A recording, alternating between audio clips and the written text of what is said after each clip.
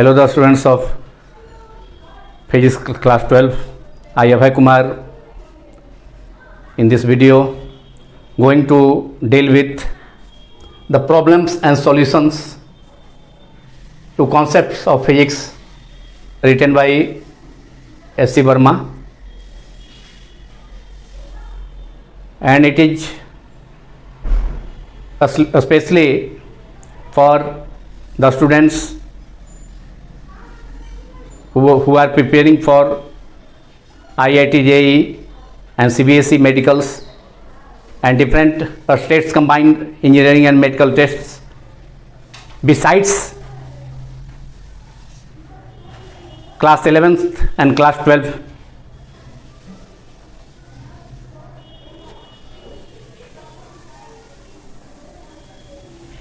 In this first chapter, electric field and electric potential, this chapter is of the book Concept of Physics.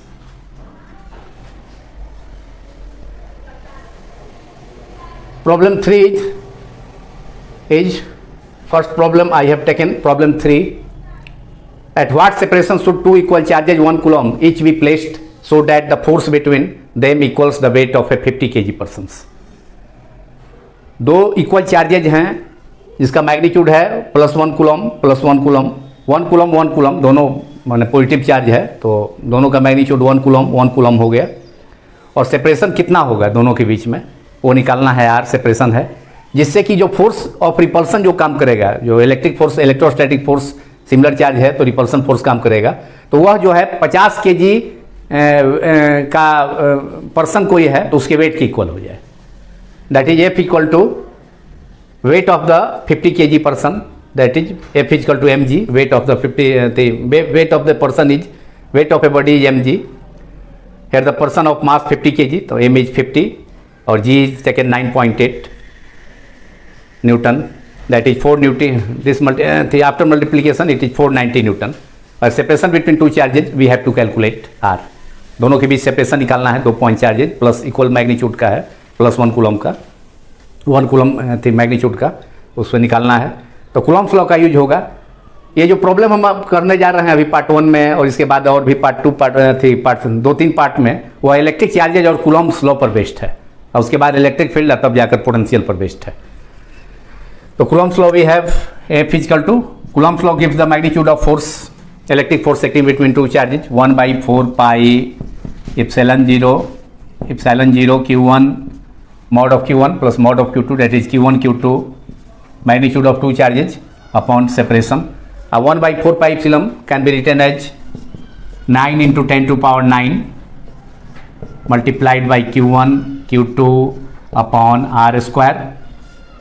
We have to calculate separation between two charges, that is R, so we can eliminate R square from here, or R square equals to 9 into 10 to the power 9 Q1 Q2 upon force, exchange हो गया, are square यहाँ और F जो है नीचे,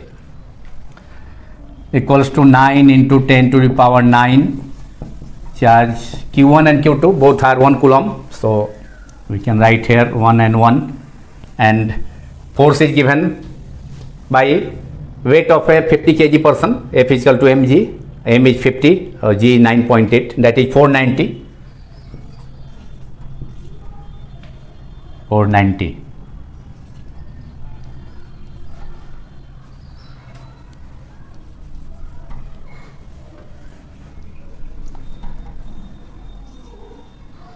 एक zero यहाँ से कैंसिल हो गया, यहाँ 10 to the power 8, 10 to the power 9 का एक जीरो से, that is 9/49 multiplied by 10 to the power 8, इसलिए r is equal to root under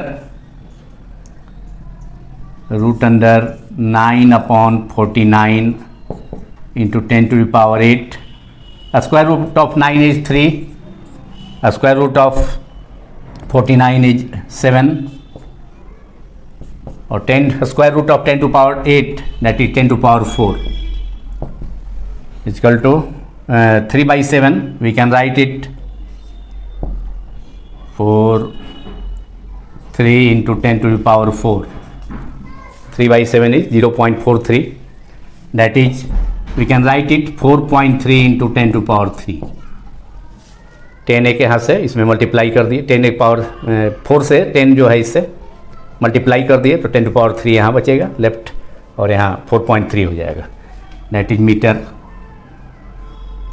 इसलिए R is equal to 4.3 into 10 to power 3 metre. This is the answer. Separation between two charges is इतना. Now I am going to deal with next problem.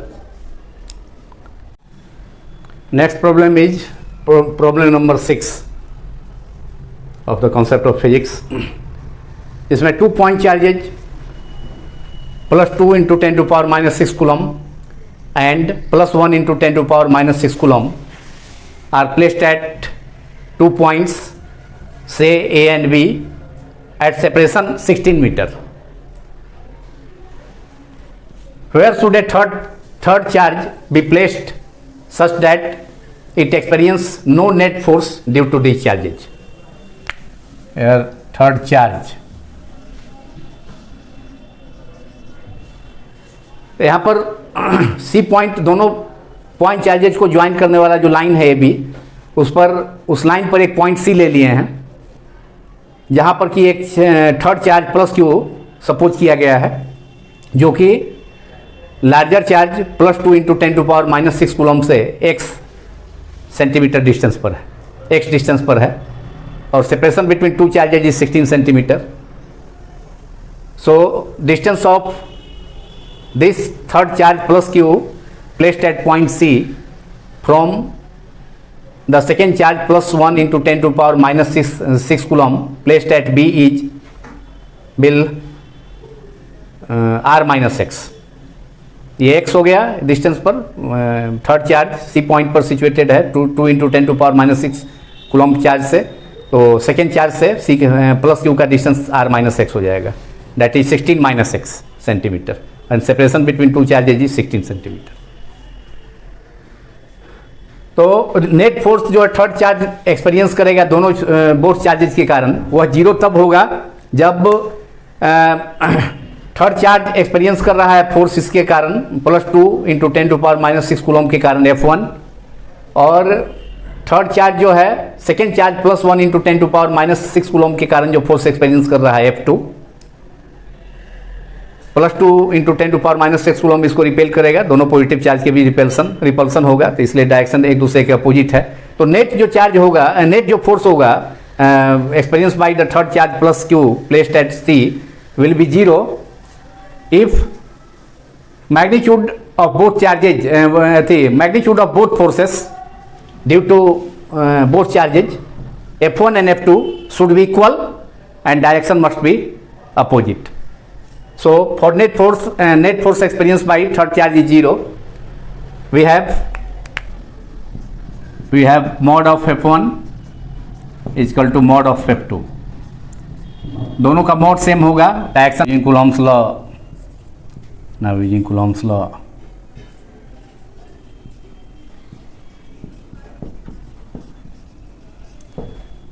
we can write the value of mod F1 and mod of F2.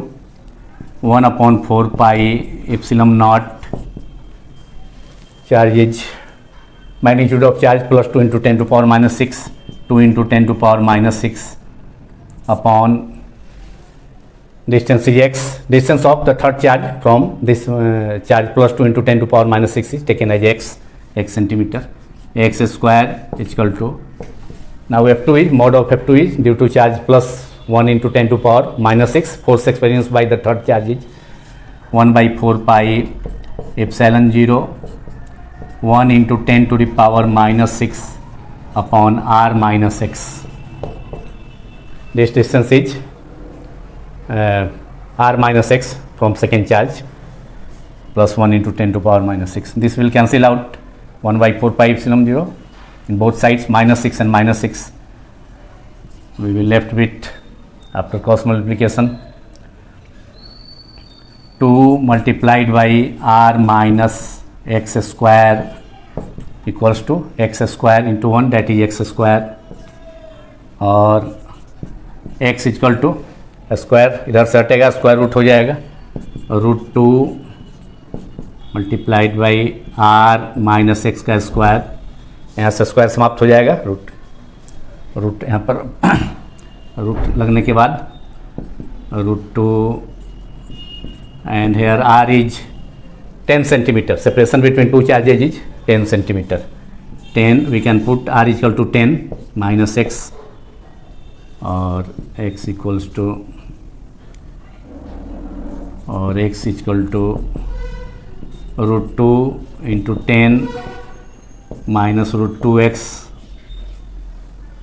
now in this side √2x side change होने के बाद उधर plus हो जाएगा, तो x common हो जाएगा, 1 plus √2 x common कर लिए, इधर जाके ये प्लस हो जाएगा, ये टर्म इक्वल टू 10 √2 और x 1 plus √2 is 1.14, value of √2 is 10 multiplied by 1.14 और x 1.14 plus 1 plus 1.14 that is 2.14 equals to 11.4, 10 से मल्टीप्लाई करेंगे तो डिसमल एक प्लेस राइट चला जाएगा, इसलिए x equal to 11.4 upon 2.14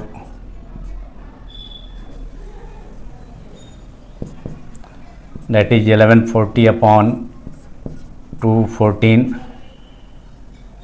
divide करेंगे तो 5 टाइम्स माने 5.9 cm nearly from the larger charge plus 2 from the larger charge,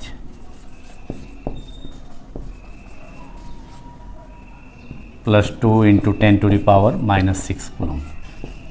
तो ये distance third charge plus Q का जो होगा, लार्जर चार्ज से लिए थे x, तो वह डिस्टेंस ये 5.9 cm nearly from the larger charge होगा, जहाँ पर कि थर्ड चार्ज प्लस क्यू को रखेंगे तो दोनों चार्जेज के कारण, दोनों point charges 2 into 10 to power -6 और 1 इंटू 10 टू पावर -6 के कारण जो है थर्ड सी पॉइंट पर दोनों चार्ज को ज्वाइन करने वाला लाइन पर जो सी पॉइंट है वहाँ थर्ड चार्ज रखेंगे तो उस पर जो नेट फोर्स होगा वह जो है 0 हो जाएगा, तो ये डिस्टेंस ये होगा 5.9 cm। Now will take next problem. Now the next problem is problem number 8 of the concept of physics, in which the problem is two charged particles are placed at a distance 1 centimeter apart. What is the minimum possible magnitude of the electric force acting on each charge? दो charge particle है, 1 centimetre के separation पर है, तो minimum magnitude of force जो होगा दोनों charge particle के बीच में क्या होगा? तो मिनिमम चार्ज किसी बॉडी पर पूरे यूनिवर्स में हो सकता है तो वह इलेक्ट्रॉन का चार्ज है। इलेक्ट्रॉन का charge -1.6 into 10 to power -19 coulomb is the minimum charge. So the force acting between two charged particles, two electrons will also minimum, because from Coulomb's law force is directly proportional to the product of charge, magnitude of product of charges, and inversely proportional to the square of distance. तो here F varies as -e, electron का charge है negative, -e that is F varies as e square. तो चूंकि charge minimum है, minimum charge माने minimum थी force जो है मिनिमम निकालना है, minimum possible magnitude of the electric force. तो मिनिमम फोर्स तब होगा जब चार्ज भी मिनिमम होगा, क्योंकि फोर्स जो है कूलम्स लॉ से product of magnitude of charges के डायरेक्टली प्रोपोर्शनल है। तो इसलिए इलेक्ट्रिक फोर्स मिनिमम तभी होगा जब हम दोनों चार्ज पार्टिकल इलेक्ट्रॉन लिया जाएगा। तो इलेक्ट्रॉन जो है निगेटिव चार्ज है, -e निगेटिव चार्ज है दोनों पर, जिसका वैल्यू मैग्नीट्यूड होता है 1.6 इंटू 10 टू पावर -19 कूलम। तो ये दोनों इलेक्ट्रॉन जो है, दोनों निगेटिवली चार्ज इलेक्ट्रॉन एक दूसरे को रिपेल करेगा with the force Fe। and the magnitude of force is given by Coulomb's law. Using Coulomb's law,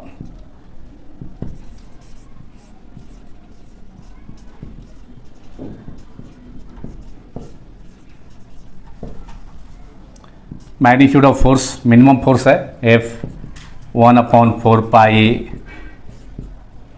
epsilon not charge electron minus E, दूसरा भी इलेक्ट्रॉन है minus E/r², that is 9 × 10⁹ E²/r².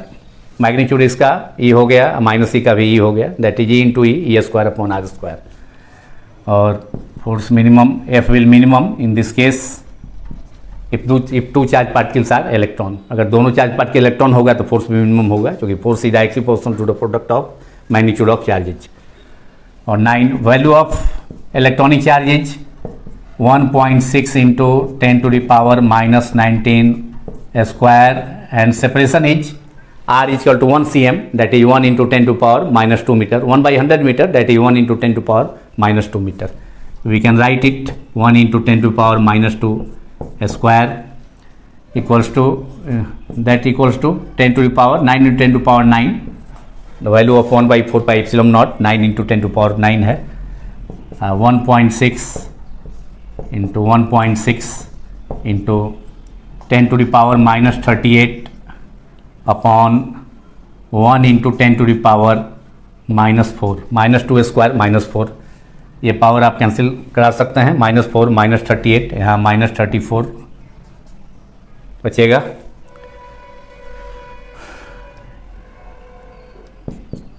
चल तो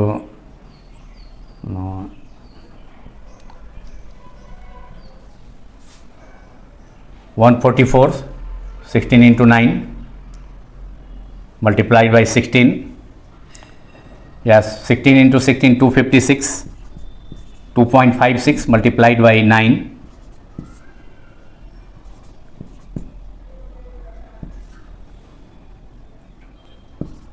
Two 3 after multiplication we have 23.04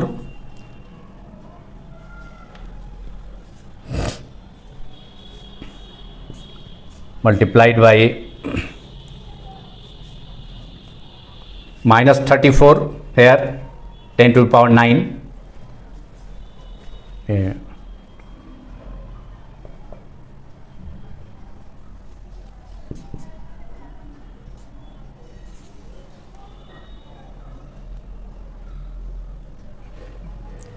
(25)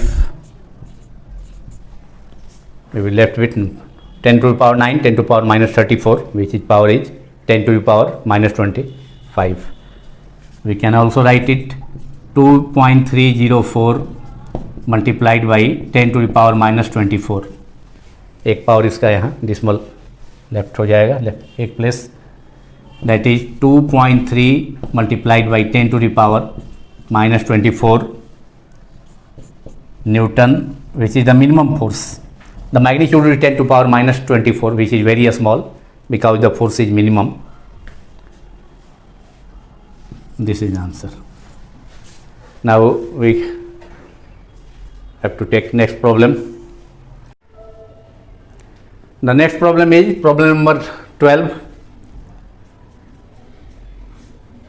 in which two insulating small spheres are rubbed against each other and placed 1 centimeter apart. दो spheres ए और B को एक दूसरे के नज़दीक लाकर रब किया गया है, जिससे कि चार्ज का ट्रांसफ़र हुआ. तो इलेक्ट्रॉन का ट्रांसफ़र अगर चार्ज स्फेयर ए से बी में हुआ तो ए पॉजिटिवली चार्ज हो जाएगा और बी नेगेटिवली चार्ज्ड. और उसके बाद दोनों चार्ज स्फेयर को 1 सेंटीमीटर सेपरेशन पर रखा गया. रब करने के बाद दोनों चार्ज हो गया, इक्वल एंड अपोजिट पोलरिटी का चार्ज जो है दोनों पर प्रोड्यूस हुआ. तो 1 सेंटीमीटर पर रखने के बाद दोनों स्फेयर एक दूसरे को अटैक करेगा, तो इलेक्ट्रिक फोर्स जो है Fe है. This is the electric force.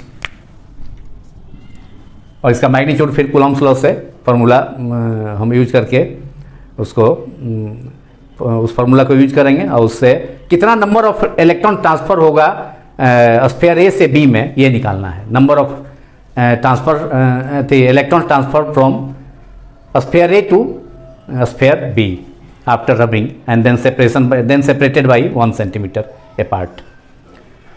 तो चार्ज क्वांटाइजेशन का इसमें फॉर्मूला हम लगाएंगे Q equal to N E, तो n निकल जाएगा, नंबर ऑफ इलेक्ट्रॉन ट्रांसफर्ड हम उसमें निकाल सकते हैं। तो पहले कूलॉम्स लॉ लगाते हैं। Using Coulomb's law,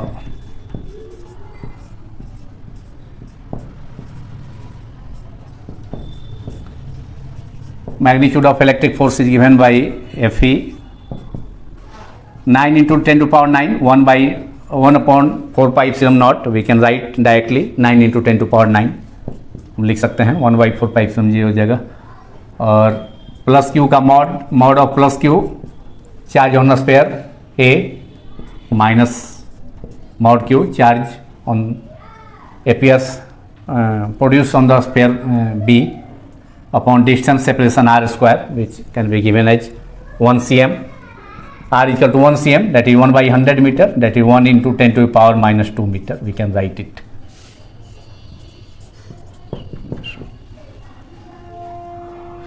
This can be written as 9 into 10 to the power 9. Mod q is q, mod minus q is also q, minus q, that is plus का mod तो plus होता ही, q naught q square upon r square. We have to calculate q square, so q square can be written as Fe electric force, magnitude of electric force multiplied by r square 9 into 10 to the power 9.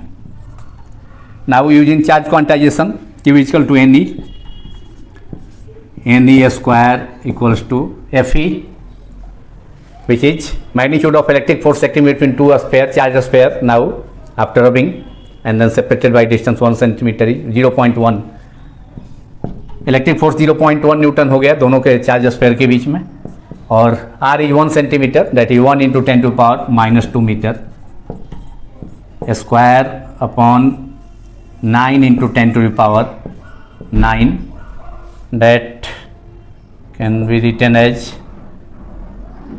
1 into 10 to power minus 4 into 0.1, that is 1 into 10 to power minus 5.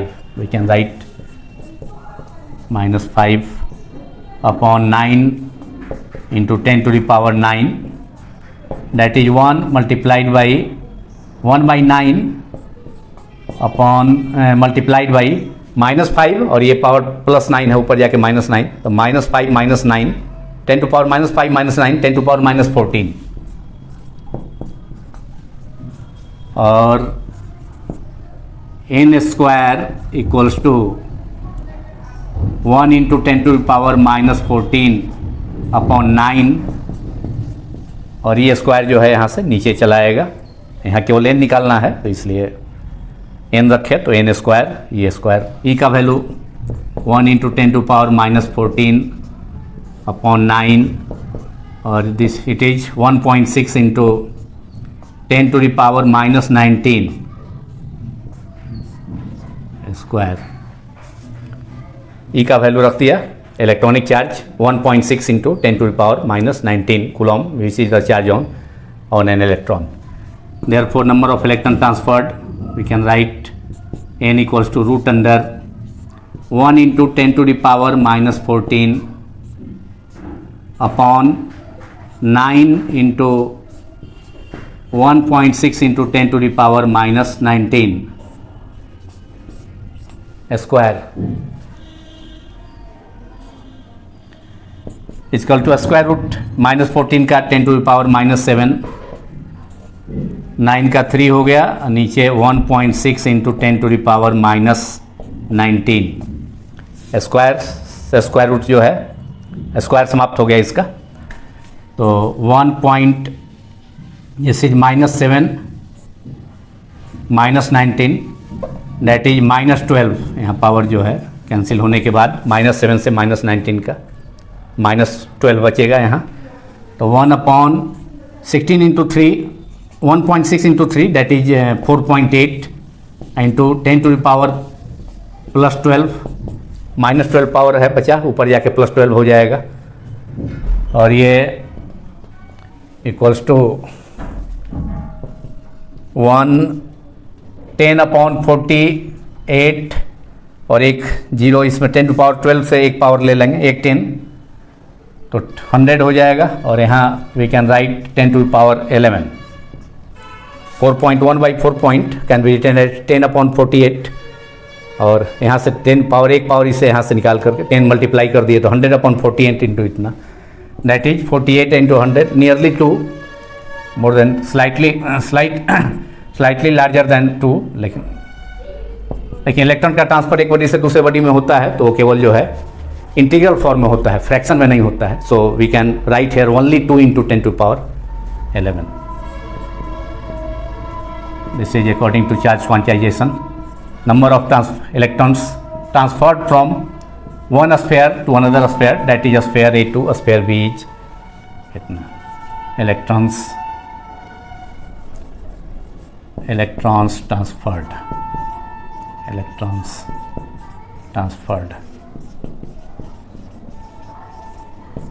this is the answer of this number of electrons transferred. Now we will take next problem. The next problem is problem number 16. 3 equal charges plus 2 into 10⁻6 coulomb each are held fixed at 3 corners of an equilateral triangle of side 5 cm. Find the coulomb force experienced by one of the charges due to the rest 2. एक equilateral triangle है जिसके तीनों vertex पर जो है similar same charge plus 2 into 10⁻6 coulomb का रखा गया है। तो किसी एक वर्टेक्स पर कोई चार्ज है, किसी एक चार्ज पर मान लिया कि यहाँ पर ए है, अब बाकी दोनों वर्टेक्स पर जो चार्ज है प्लस 2 into 10⁻6 और फिर सी पर भी प्लस 2 into 10⁻6, उसके कारण रिजल्टेंट फोर्स निकालना है। तो किसी एक वर्टेक्स पर जो चार्ज है उसका तो हम किसी पर भी निकाल सकते हैं, बी पर जो है ए और सी के कारण निकाल सकते हैं, सी पर ए वर्टेक्स और बी वर्टेक्स पर जो चार्ज है उसके कारण निकाल सकते हैं। तो यहाँ पर हम ए वर्टेक्स पर जो चार्ज है 2 into 10⁻6 कूलम, वहाँ पर बाकी दोनों वर्टेक्स बी और सी पर जो चार्ज है उसके कारण रिजल्टेंट फोर्स निकालेंगे। तो यहाँ पर प्लस बी पर जो प्लस 2 into 10⁻, सब पॉजिटिव चार्ज है, केवल 2 लिखने का मतलब है पॉजिटिव है। तो वह जो है इसको ए पर जो चार्ज है, ए वर्टेक्स पर जो चार्ज है उसको रिपेल करेगा, तो एफ ए बी हो गया, that is force acting on charge plus 2 into 10⁻6 coulomb placed at A due to the charge plus 2 into 10⁻6 coulomb kept at B, this is F A B. ये F A B का direction हो गया, ए पर जो charge है उस पर B पर जो पॉइंट चार्ज है उसके कारण जो फोर्स काम किया, एफ ए बी इधर हो गया। और इधर ए बी साइड जो प्रोड्यूस है, बी ए साइड प्रोड्यूस है उसके अलाउंग, और फिर जो है सी पर जो प्लस 2 into 10⁻6 कूलम चार्ज है वह ए पर जो प्लस 2 into 10⁻6 कूलम चार्ज उसको रिपेल करेगा, तो उसका डायरेक्शन एफ ए सी ऊपर की ओर, वो भी जो है साइड ए सी प्रोड्यूस के अलाउंग हो जाएगा। और इक्विलेटरल ट्रायंगल है तो सभी का साइड सेम है, सभी तीनों side A B equal to B C equal to A C equal to 5 cm, that is metre में कन्वर्ट कर लिए 5 into 10⁻2 मीटर। और तीनों वर्टेक्स पर इक्विलेटरल ट्रायंगल के तीनों वर्टेक्स पर जो चार्ज है Q A equal to Q B equal to Q C, that is Q equal charges है, that is it is given as plus 2 into 10⁻6 coulomb. अब हम कूलम्स लॉ से एफ ए बी और F A C का magnitude निकाल लेंगे, और उसके बाद रिजल्टेंट जो है इधर जो है ये 60 है, तीनों कोई दो साइड के बीच का एंगल जो होता है, इच वर्टेक्स पर जो एंगल फॉर्म होगा दो साइड से 60 होगा, तो यहाँ पर ये जो है ये टोटल 60 तो 30 हो जाएगा। और रिजल्टेंट फोर्स का जो डायरेक्शन है एफ ए सी और ये ज्योमेट्री से हो गया, 60 है तो ये भी 60 पूरा, तो ये 30 हो जाएगा। तो रिजल्टेंट जो है एफ के लॉन्ग हो जाएगा, ये जो है रिजल्टेंट एफ ए सी और एफ ए बी का रिजल्टेंट एफ के लॉन्ग होगा। और एफ ए सी जो है force acting on charge particle placed at charge plus 2 into 10⁻6 coulomb placed at A due to charge placed at plus 2 into 10⁻6 coulomb. तो F A C का इधर component हो जाएगा इसके long F A C cos 30 theta angle पर, और F A B का भी कंपोनेंट जो है रिजल्टेंट के लॉन्ग हो जाएगा एफ ए बी कॉस 30, और दोनों को सम कर देंगे तो वही टोटल फोर्स हो जाएगा। या पैरेललोग्राम लॉ से भी इसको कर सकते हैं कि पैरेललोग्राम लॉ के डायगोनल से रिप्रेजेंट होगा, माने ये जो डायगोनल के लॉन्ग फोर्स है रिजल्टेंट फोर्स, तो mod F equal to F mod root under mod F vector mod A C square plus mod of F A B vector square plus 2 mod of F A B vector plus mod of multiplied by mod of F A C vector multiplied by cos 30 plus 30 cos 60, उससे भी करेंगे, नहीं तो component लेके भी उसको बना सकते हैं। तो पहले हम ये कूलॉम्स लॉ का यूज करके मैग्नीट्यूड ऑफ फोर्स निकाल लेते हैं एफ ए सी का और एफ ए बी का, using Coulomb's law, using Coulomb's law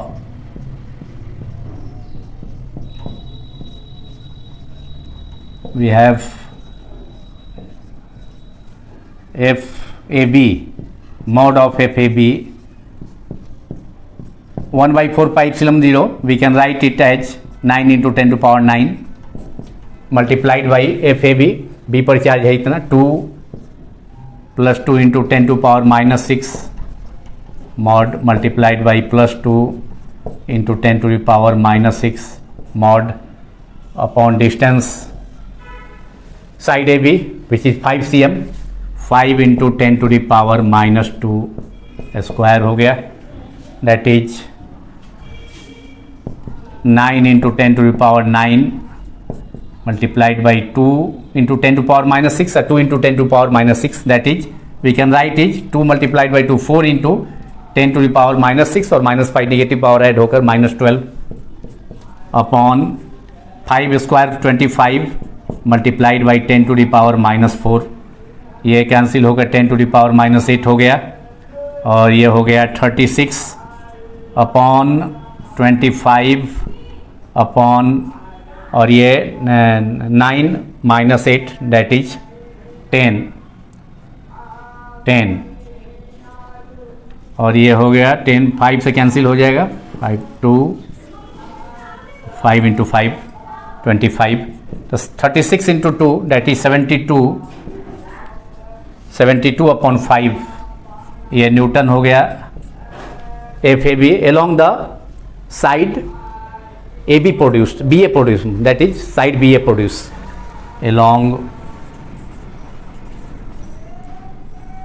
along the side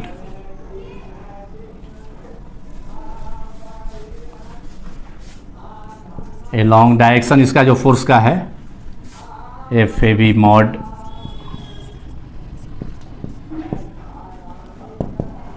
along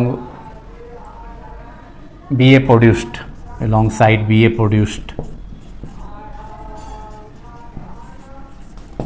B A side को आगे बढ़ाए हुए भाग थी के डायरेक्शन में जो है हो गया।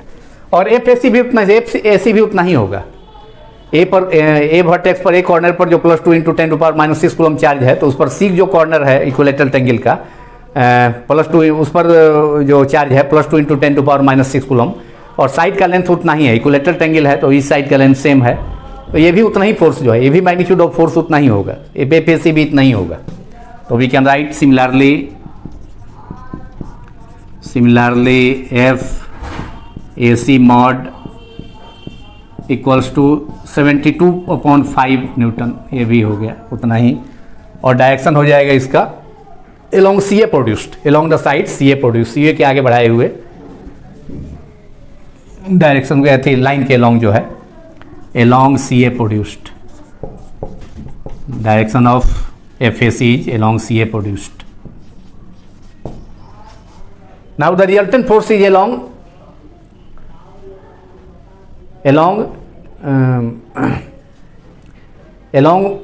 plus y direction, along vertical direction, along plus y direction, that is at angle 30 degree to the sides produced, B A produce and C A produce, इसके अलॉन्ग हो जाएगा।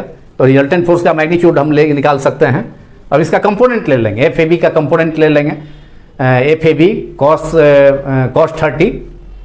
30 एंगल पर, एफ ए सी का भी इधर component हो जाएगा F A C cos 30, तो कंपोनेंट लेके बना सकते हैं, नहीं तो पैरेललोग्राम लॉ ऑफ वेक्टरिज्म से पहले भी कहा, तो कंपोनेंट लेकर के इसको बना देते हैं।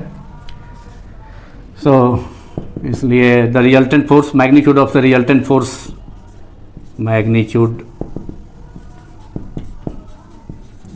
of the resultant force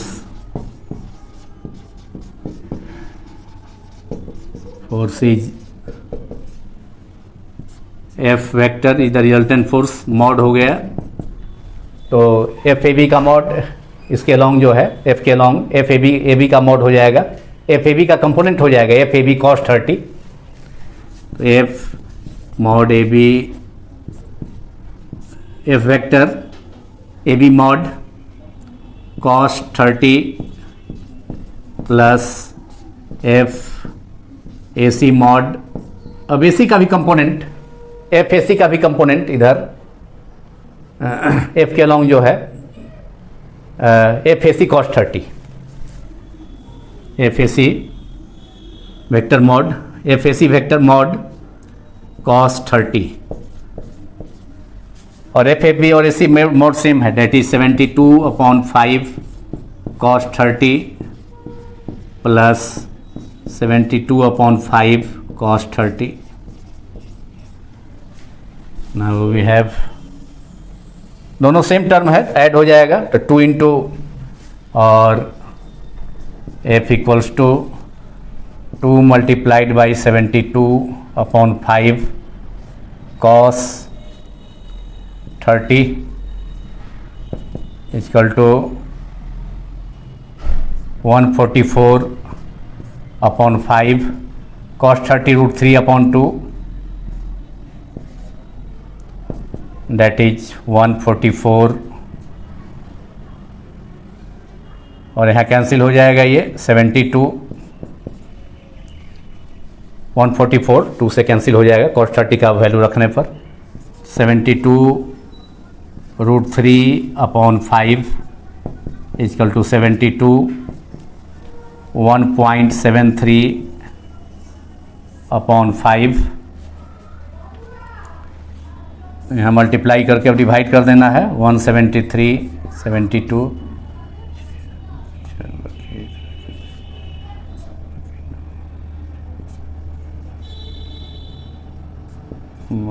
6 5 4 124.56/5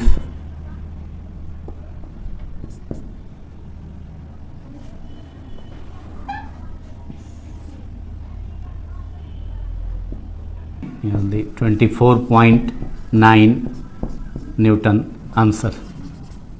This is the resultant force acting on any one charge placed at one vertex of the equilateral triangle due to other two charges placed at the other two vertex. This is the magnitude of the resultant force at 30 degree to the side produced AB and AC. This is the answer. तो इस part में इतना ही। अब अगले part में कुछ और problems के साथ हम लोग मिलेंगे।